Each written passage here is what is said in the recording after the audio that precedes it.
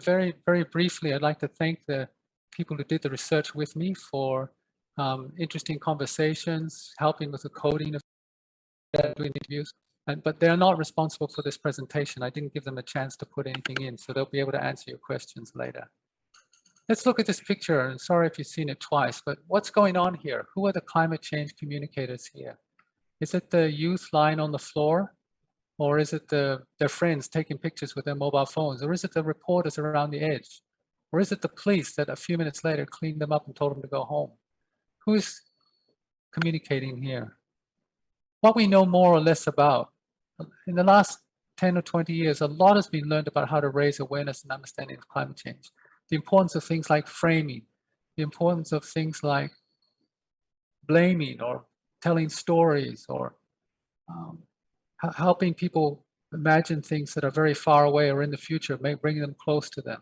We've learned a lot about that.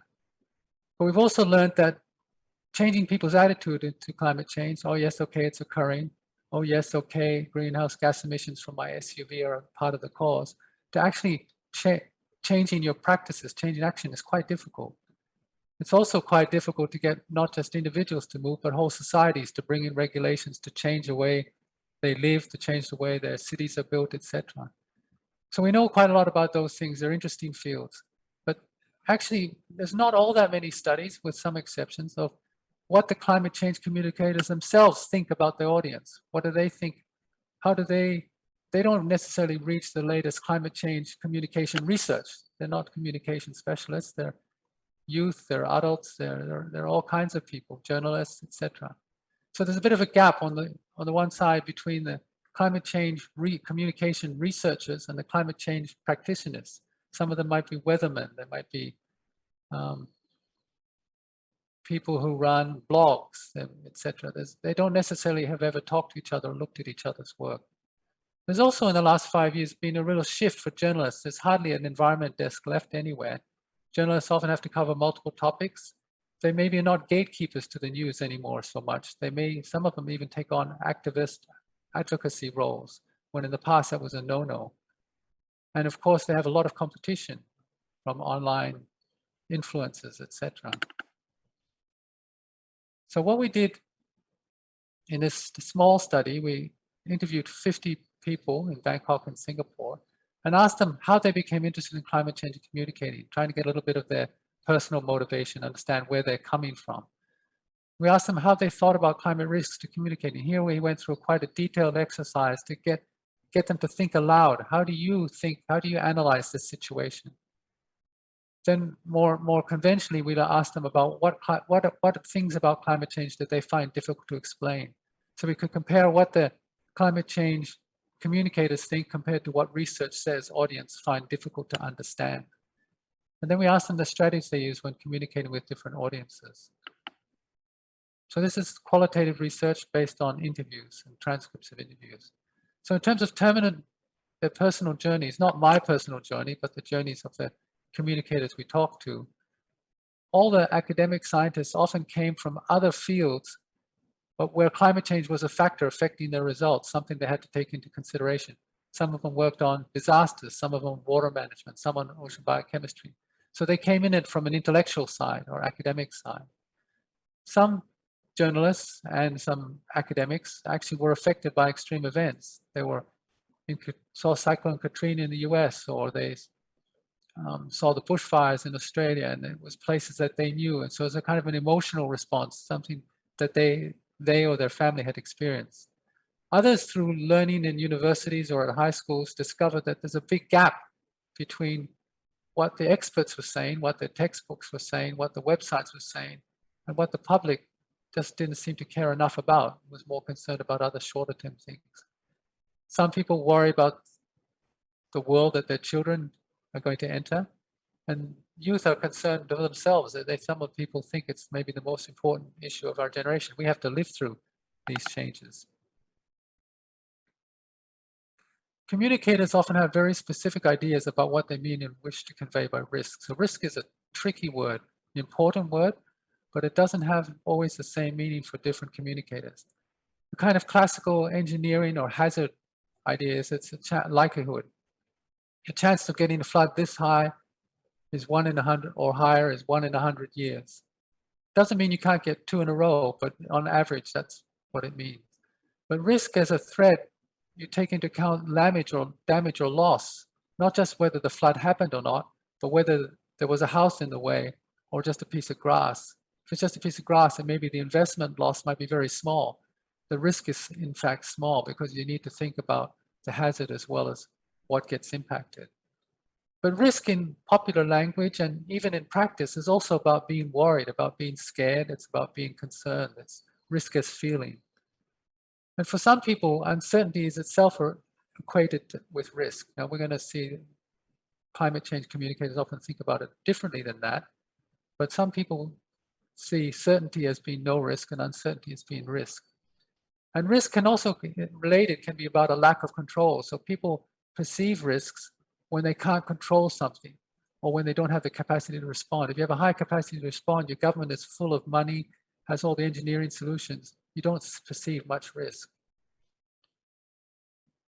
This is the Prime Minister of Singapore in his 2019 speech. It's quite a sophisticated, well-written speech. Covers a number of topics like aging population and things like that, but also says some very specific things about climate change. It's very important for putting this issue on the agenda in Singapore, in particular, rising sea levels. We did not interview this person, but we interviewed other government officials in Thailand. Singapore, it actually turned out to be quite difficult to get government people to speak about these topics.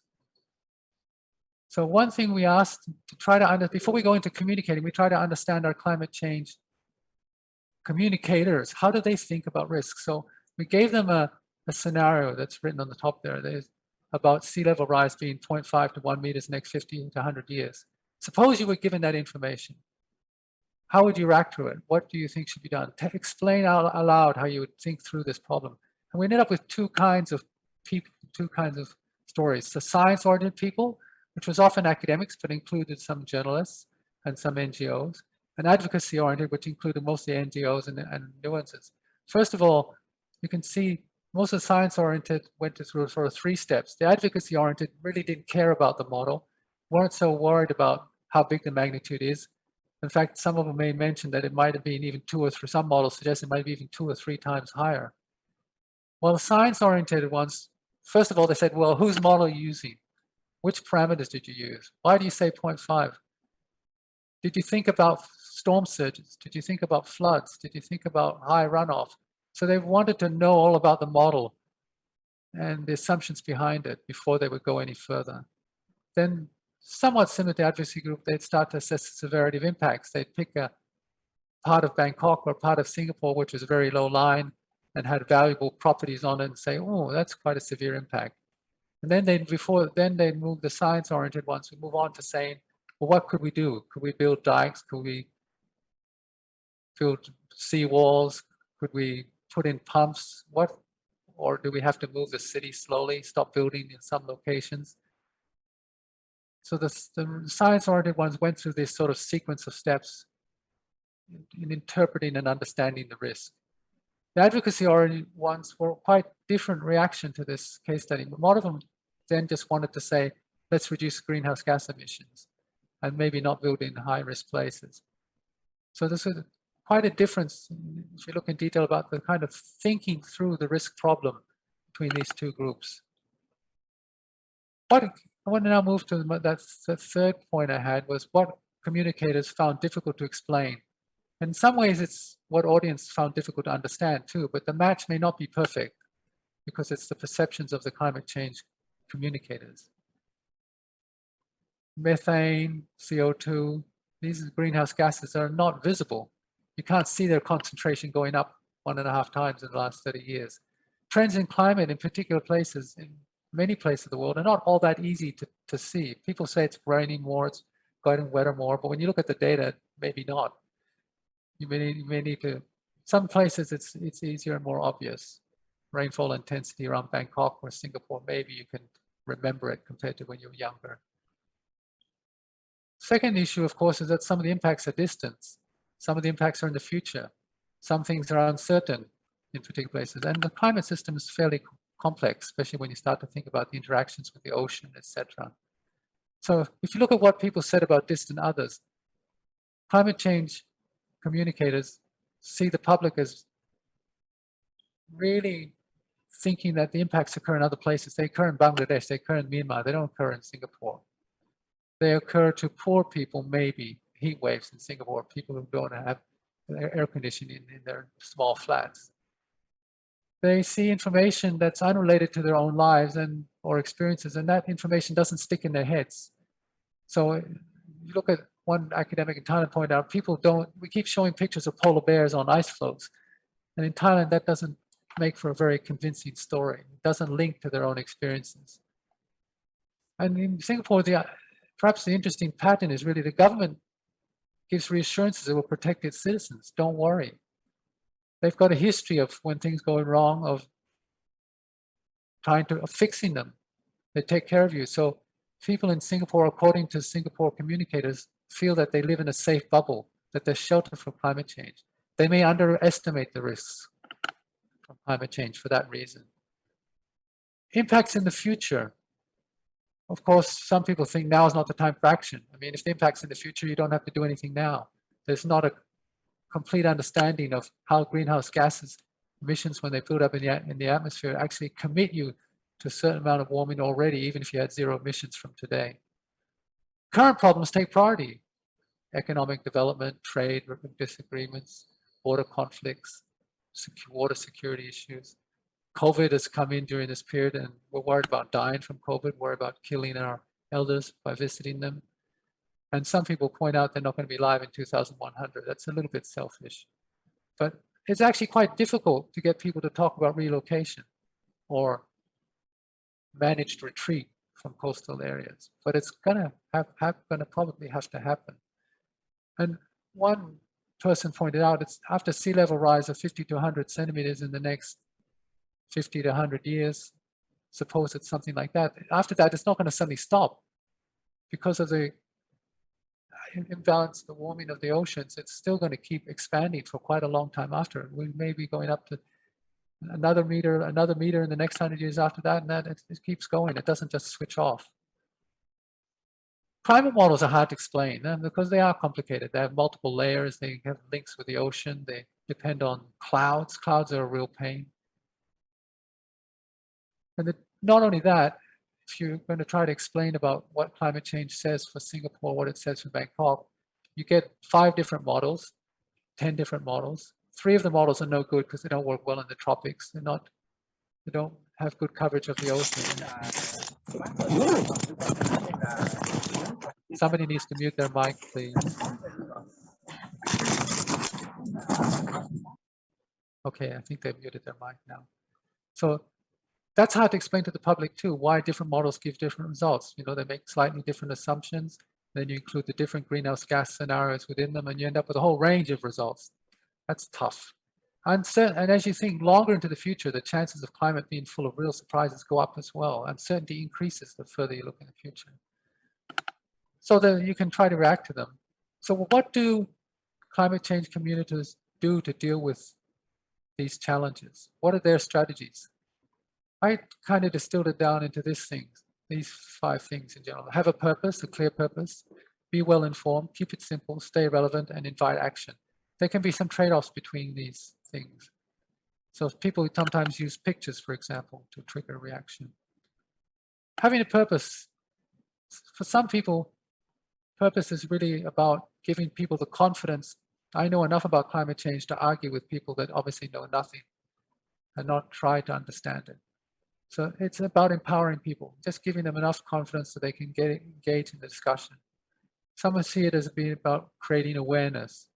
Some see it as being about more than just dealing with individual behavior, but trying to get whole society change. And others, a pretty classical view is to try to tell them it's a problem that's urgent, it has to be done today. So these are different purposes. If you've got a different purpose with a different audience, you may use different strategies in detail, but you have to have a purpose, and then you can tailor your things together. A lot of our climate change communicators admitted they had to keep reading, they had to keep listening, they had to keep looking up websites because The science is moving all the time. And if you don't, you're going to get some things wrong. Any trust is important too. If you're going to have repeated reactions with a particular audience, you can't overstate importance. Try to scare everyone in with stuff that is not accurate. And if you don't understand some particular issue, you have to admit you don't understand and be open to being asked questions about it and to join conversations. A lot of the academics in Thailand think it's really important that you discuss these things through with business, with communities, etc.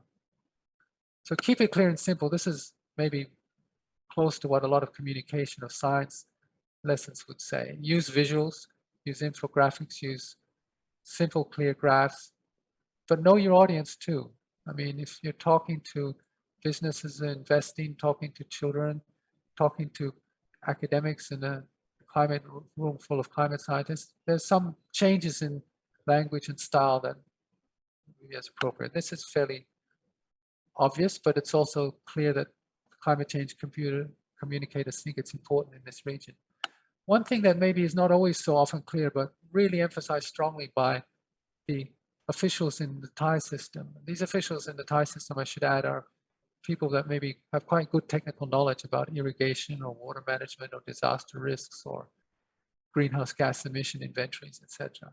They really say it's important to be specific, not talk about polar bears, really get on to talking about growing rice or about flood management at this intersection in Bangkok, or the interaction between the surrounding low-lying areas of Bangkok and upstream dam releases, etc. Talk about tangible incidents. In the Thai case, we can think about the floods in 2011 or in 2006, or the dry year in 2012 or 2016. These are things the audience knows about, and they can imagine something being slightly worse or coming more often. It gives them a link to reality when thinking about risks. Some people, some of the climate change communicators like to link climate change to other issues, to talk about garbage bags, to talk about plastics in the ocean, to talk about biodiversity loss, etc. And of course, there are some links, but I am a little bit in two minds about whether this is always the way to go, because sometimes it diffuses or dilutes things. But obviously, sustainability overall is some sort of a goal. Quite a few of our people that we interviewed really point out that they don't want to hear just about problems.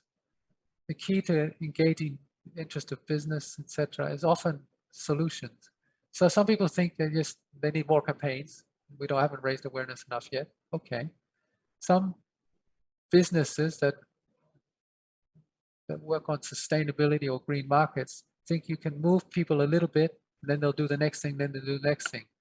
But some of the communication science research says this thing called single action bias or first action bias. Once you do one thing, you feel like you've dealt with that problem now.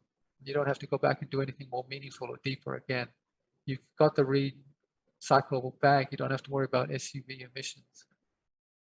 The importance of moving beyond individual actions.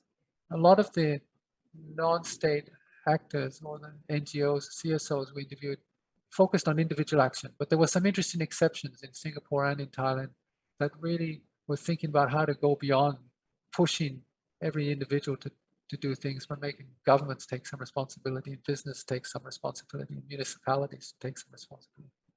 We need to discuss about what we can do. So that was quite a strong feeling. So I throw this image from the Climate Straight events in Bangkok again. Very important to raising awareness, yes. Important to giving a sense of agency for youth, that we can put things on the agenda. So it's kind of a disruptive event to make climate change communicators. I mean, these are climate change communicators. This is the way they think they can bring about change. So some contrasts, and I'm almost finished, then we can have some questions and discussion. Scientists and journalists were probably the most concerned with evidence, balance, or impartiality. Not all of them. Some of them admitted to going beyond impartiality, but thought it's too important. They must declare their interest and their beliefs. While online influencers and on-street activists tended to emphasize attitude change or action. So there's a bit of difference among the CCAs, depending on their kind of roles, or positions. Communicators stressed urgency of action a lot when talking about mitigation. This is about reducing emissions, right? And being more about being well informed when it is about adaptation or reducing risks. It's quite surprising how often in our conversations with climate change communicators that there wasn't a clear indication of whether they were talking about mitigation and adaptation or one or the other or both together or which one. You have to really read between the lines. So there is a sense of ambiguity or lack of clarity or a hope that if you talk about one thing, you can pick up the second bit at the same time. Singapore, Thailand, the reason for the difference we can argue about, but it is clear that in Singapore, people trust the government authorities much more than they do in Thailand. There are individual government officers in Thailand, bureaucrats who are obviously very competent, understanding and good at speaking, so people trust them. But in generally, the senior layers of government in both countries, there's a different history. And so the people in Singapore may feel quite safe that no matter what the climate change threat, our government will help us out. I don't think the same holds in Thailand. So in conclusion, these triple C's, the climate change communicators, like a lot of the research on audiences, that invisible, distance, indirect, uncertain changes or impacts, they're difficult to communicate because they do not sustain interest. They're not close to you. They're somewhere else. They're far away. They're not on top of you.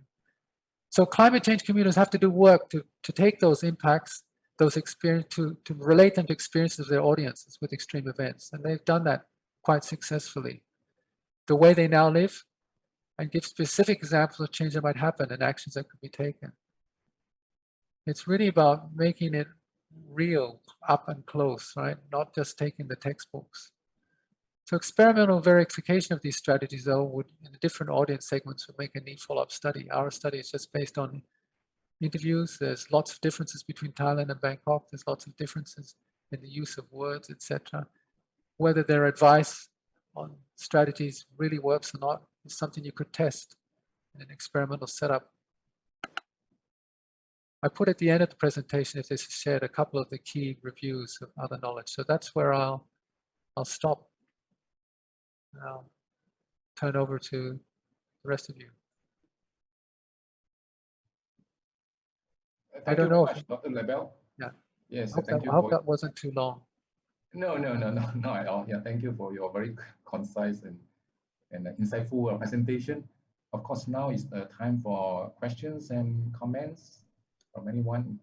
We have altogether 80 over participants here. Oh, okay. Hang on. Yeah. I would like to invite my colleagues, if you feel that there's something you want to answer or join in, please do. Olivia, Joost. I can't see the students on the list yet. Yeah, there are some questions on the chat.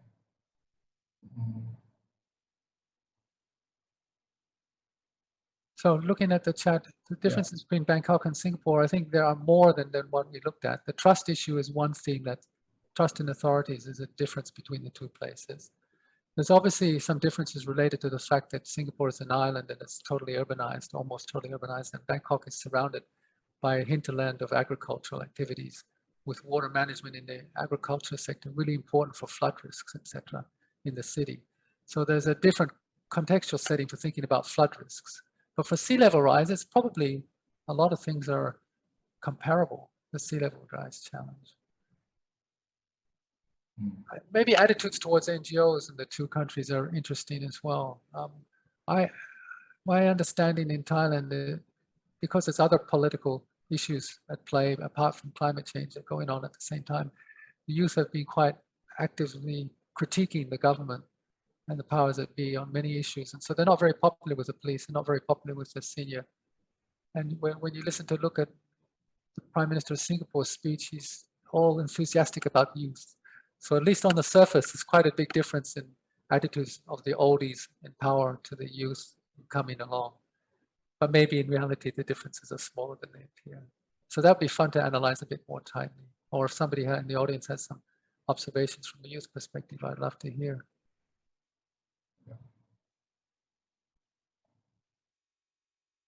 you want to move on to the next question? I think it's from Anthony Raj. Did the study use any case study examples that were relevant and emphasize the point or the value of climate change communicators?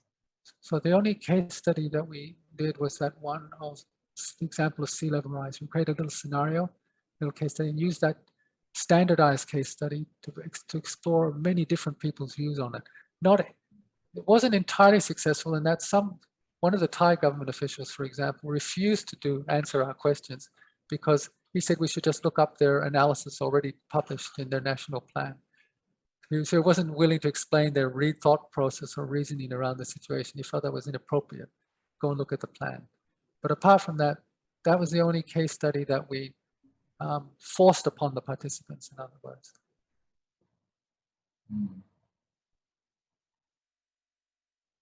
Yep. The next question is, can you elaborate on this information and its distorting effects on communicating climate change? Okay, so within our set of CCAs, remember it's been done in Bangkok and Thailand, there's not a lot of misleading information in the sense of climate denial style.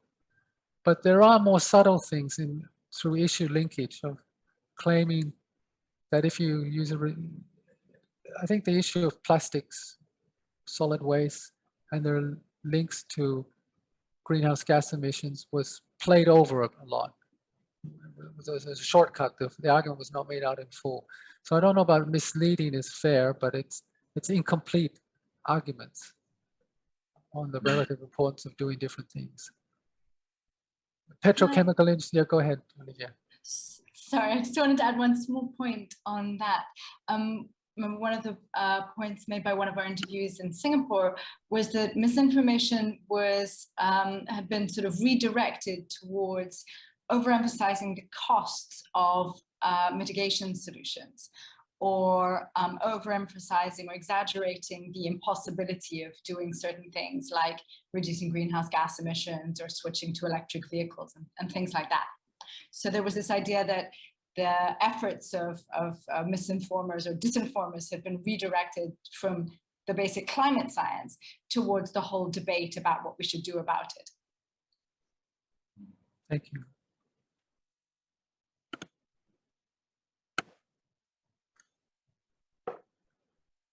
Okay, the next question is a tough one, right? So on the effectiveness. So could you share best practices of climate change communications, and have they been effective in changing attitudes? Okay, so the climate change people that we talked to had their views on what was important about that. But the research in the papers, reviews I put at the end of the article, talk about quite a few things. One of them, for example, is they talk always about tailoring to the audience. If you want to be able to change attitudes, you have to know whether you're talking to a Republican or a Democrat in the US. If you're talking in our region, that's not so important, but you do need to consider. You do need to consider that whether they're older people or younger people in terms of channels and styles of presentation. So these are basically knowing your audience. It's kind of the same message that the CCA produced.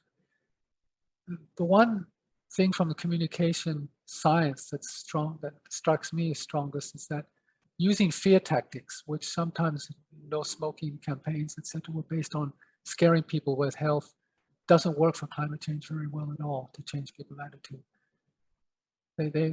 They're not scared because it's distant and in the future, etc. They can be scared of a single cyclone, but that doesn't make them scared of climate change right away.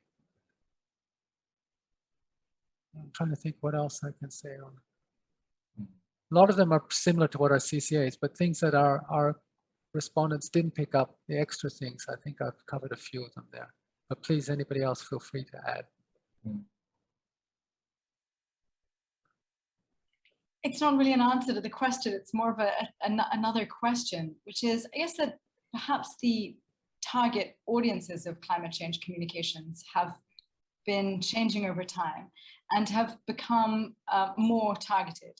So there's now a whole sort of effort in communications, which is directed towards particular, say, agricultural people in the agricultural sector or the forestry sector, or people trying to communicate about what the health impacts might be and work out with public health officials, say, what the impacts for the spread of dengue might be. So you've got, alongside the sort of general public and identifying target audiences of the sort of the denier, the skeptic, the busy parent. You've also got this sort of identification of specific target groups of people who are going to be most affected by it, in particular in terms of their productive or economic activities in their economic sector. So I think there's a lot has become, it's become a lot more sophisticated. What kinds of information those people need, and finding ways to provide it to them in the format that will help them to make better decisions. So you've got that sort of current of learning that's going on in climate change communications, alongside this more general stuff about how to communicate to the public. Thank you. In answer to David's brought up some interesting points. Clearly, narratives or stories are important tools for communicating science and for communicating risks. They're, in many ways, the way our Thai government officials in the irrigation department dealt with these problems was essentially to make sure that the stories, or he would argue that the stories work best when they relate closely to the problems and situations that the people face. So if you talk about change in the rainfall pattern, changing the risks of floods or the length of droughts of a rice producer on the edge of Bangkok, that helps a lot more. That's something they can relate to, they can provide their observations to, etc. Stories about a village where they did try this, they did that, oh, that's okay. But if the stories are unrelated to context, etc., they may backfire. Just like fear stories that are unrelated to context, people tend to dismiss them. They switch from not just not understanding them, they switch into a negative mode of dismissing them.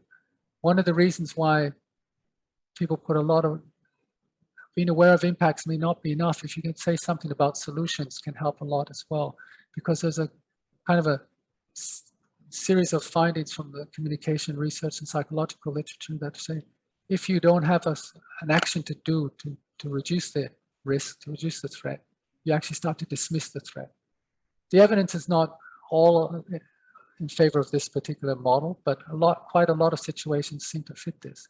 If you tell people about a threat, but you don't give them a way to respond to it, they actually start to dismiss the threat. But again, there are some exceptions.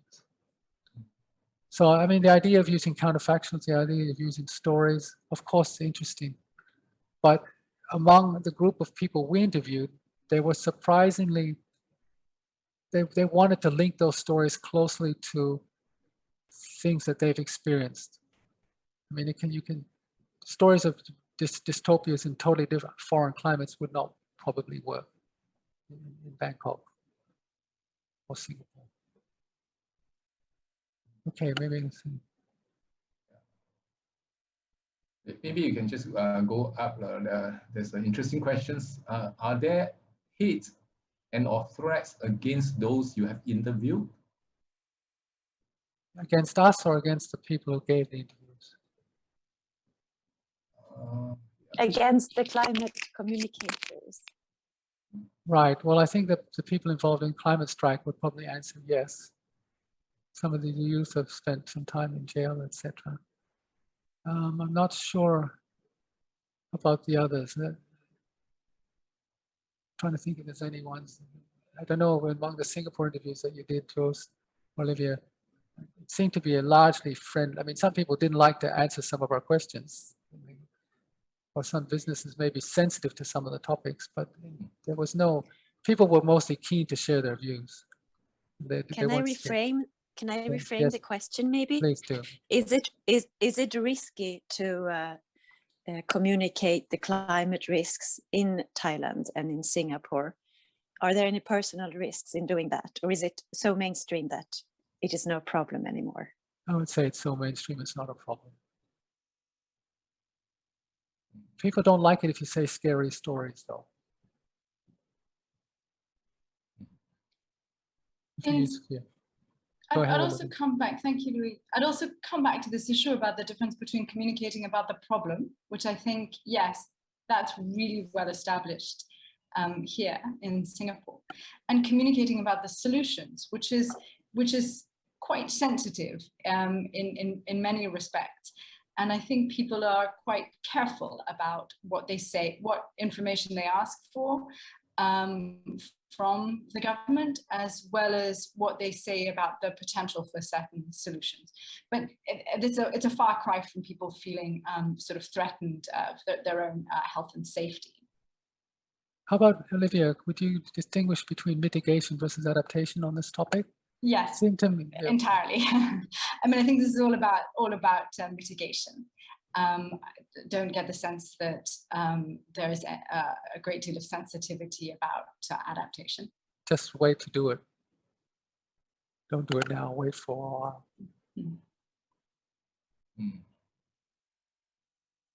So there's a question about the role of NGOs I see appears here. So we both in Singapore interviewed quite a lot of CSOs of different types. Sometimes there are people with online presence, sometimes there were businesses, social enterprise type CSOs. I guess there is some different, in both countries. I think the government officials from the interviews are reasonably critical of NGOs. Maybe not because they're not necessarily fair. It's not a fair stamp to apply to all the sector, but some NGOs, they feel exaggerate things or use scare tactics, use non-constructive types of engagement. So that's seems to be a prejudice or a belief among government, maybe among some of the academics we interviewed as well. But clearly applying a single label to the diversity of CSOs that were in the two countries seems quite difficult to do, was difficult for me to do. They seem to be a very diverse group. NGOs themselves felt that they weren't trusted as much as the government was trusted. So they knew they were starting from behind.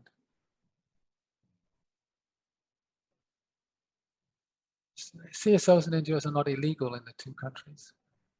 In some of the neighboring countries, they might be.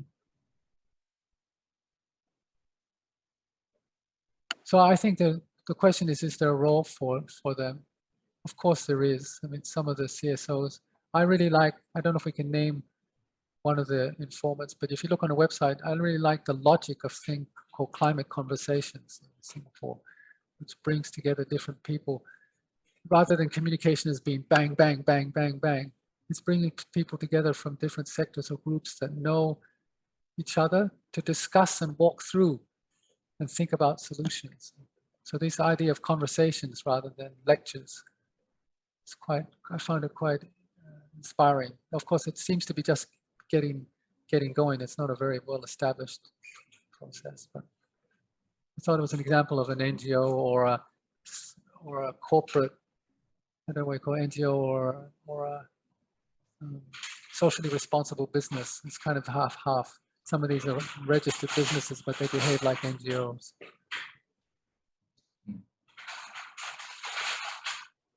I mean, quite a few of our climate change communicators talked about the importance of discussion. And when you're talking about solutions, I think whether it's on the mitigation side especially, that might be one of the ways to overcome some of the resistance, is more deliberative approaches. But I'm not sure the Singapore government officials will allow it. But it may be that deliberation is the way through. So Louis, can I enter on that note? Of course. So maybe so I've been in Singapore 8 years, and I think I've witnessed, I mean, this is just subjective, so it's not really scientific. It's not, there's no measurement of some metric, but I've sensed a change in the communication by the government and the media with regard to climate change. I think a good example of that is this 4-part series that Channel News Asia ran in February, March of this year, featuring, or actually co-produced with a young minister, Dr. Janil Puthucheary, And it's got a 4-part series, 45 minutes each of these parts. It's a documentary. And they're labeled, you know, our carbon problem is the first one. I'm reading here. The second one is our plastic problem. Then they talk about power, and finally food. And I found it really refreshing because it, you know, it interviews people going about their daily lives in MRT stations and rail stations. And then they ask them about emissions of Singapore relative to other cities. And if you haven't come across this, it's relatively recent. I think it's really worth watching. And I don't think, I mean, I have no information, but I would think that Channel News Asia would air this documentary, and especially featuring a minister with you know, strong backing by the government that this is a good thing to start preparing, you know, the population for policies that need to come down the road. So I thought it was very, very relevant to what you are saying, and you know, the attitude of Singapore politicians relative to Thai politicians. I think there's a lot of, it's a very fluid communication strategy, I would think. Thank you, Alberto. Terrific. Yeah, we just have a few more minutes. There are a couple of questions up there. If you go up, there's a question about hang on, maybe I lost it, about the young parents. Yeah, you know, okay, the priorities, yeah, isn't it? that's right. Yeah, the priority. That's right. Yeah. So he or she was wondering if communicating about climate change will be successful with Asian parents, especially if they have young kids, or do you think they have too many, other issues and so forth? Yeah. Well, I think exaggerating would not be good for them, because they are busy parents. But if you look at the views of our CCAs, quite a few of them refer to concerns about their children as the justification for why you should be interested in climate change. Yes. Or even if the older person doesn't really care about themselves, they care about their grandchildren. Yeah. So it's quite, at least at the personal level of the people we interviewed, Yeah. people think climate change is an important issue for their kids or grandchildren. So it's not doesn't mean you stop feeding them, or you don't worry about them crossing the road or not wearing a bicycle helmet. That's not the case. Those are still important things. Or wear a face mask for COVID. Yeah, I agree with you. I think the young parents will be should be more concerned, right? Because this will affect their children and the next generation. Yes. Yeah. But at the same time, they have many other issues to worry about. Yeah, that's true too. There's one question a little bit down. It's about, I think, have you ever? Yeah, it's about blame, right? Attribution. Yeah, same. It's a related question. Yeah. Yeah, I think when we look carefully at our interviews, I think there's probably one or two where there's some examples of that, where there's over-attribution to climate change. This is to me the challenge of issue linking, right? It seemed to be a good strategy to link climate strike action linked to migrant labor, migrant workers' well-being. Sometimes the links are fairly tenuous and may not improve the chances of winning the argument on migrant labor or on climate change. So I think even in our data set, we have some examples where climate change is blamed for things or linked to things which not helpful. So even in our interviews, there's a few that some of the climate change communicators have other agendas too, right? They're not only interested in climate change. So I think it's true. Yeah. An observation. Maybe just one last question from the chat, right? It's a short question. How do you see the role of media in communicating climate change, particularly the newspapers? Yeah, I think among the interviews overall, people were really enthusiastic about journalists, still had faith in journalists. And the journalists themselves that we interviewed, I think 6 or 8 of them, also felt pride in their ability, in their efforts to take complex things and explain them in simple ways. So I think there, on the one level, there's still some hope or enthusiasm about the role of journalists, of trained media individuals. Social media, of course, adds the importance of social media.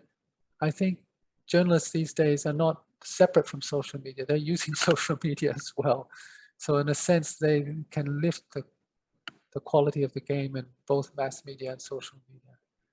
So I think the media is really still very important. And one of the recommendations of one of the top academic scientists was, if you don't know how to communicate yourself, don't worry, get a good journalist to help you out. So there's, among the people we interviewed, there's quite a lot of support for the efforts of journalists. Mm.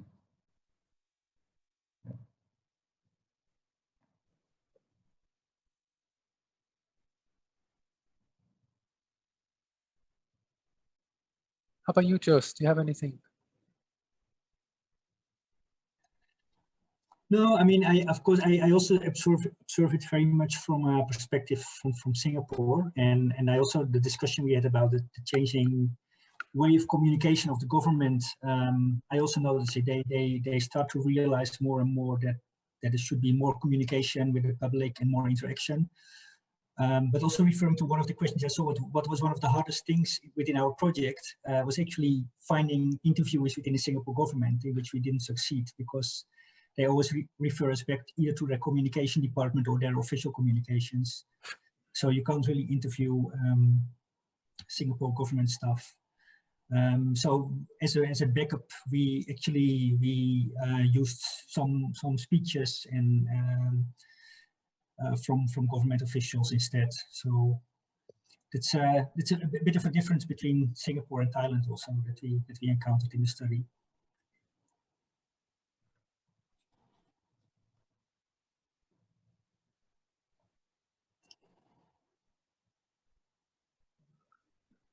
Thank you.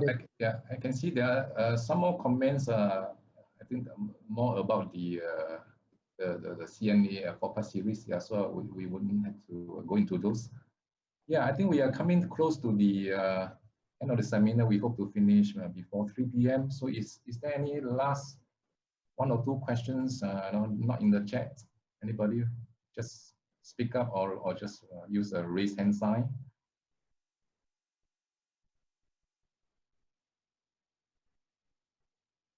No?